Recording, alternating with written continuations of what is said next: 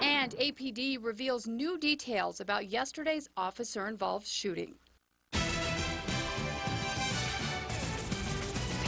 Good afternoon. That shooting started as an undercover drug transaction, but that transaction quickly became violent when a suspect pulled and pointed a gun at officers.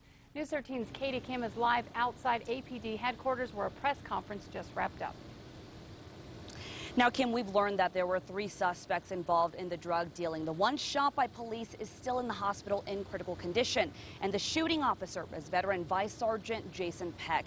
Now, this is all what went down yesterday afternoon at the Forest restaurant parking lot at Coors and Iliff. Police say they had gotten a lot of calls about drug dealing in the area. So undercover cops staged a hand-to-hand buy. One of the suspects arrested yesterday actually exchanged money with an undercover officer for heroin.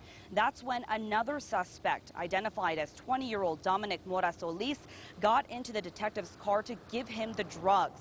Mora-Solis was armed with a handgun and showed it to officers. Detectives who were in another car then moved in to arrest the suspects. Police say Mora-Solis recognized they were officers and pulled his gun and pointed it at them. After a struggle with Mora-Solis, police say Sergeant Peck fired off 1 shot. 2 other suspects involved in the drug dealing were nearby. Police say they were also armed. As the detectives were approaching the vehicles to make the arrest, the subject who was in the car with our undercover officer noticed those officers and began telling our undercover officer to drive away. At that time, he produced his handgun and pointed it back in the direction of officers.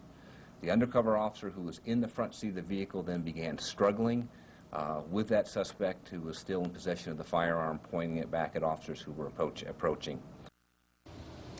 Now again, Mora-Solis is still in the hospital in critical condition. Police say he has a lengthy criminal history dating back almost 10 years. Now more on that and the lapel video that actually shows how quickly all of this happened at 5:30. Back to you. Okay, thanks, Katie. Now the shooting officer, Sergeant Peck, is on standard paid leave while police wrap up the investigation.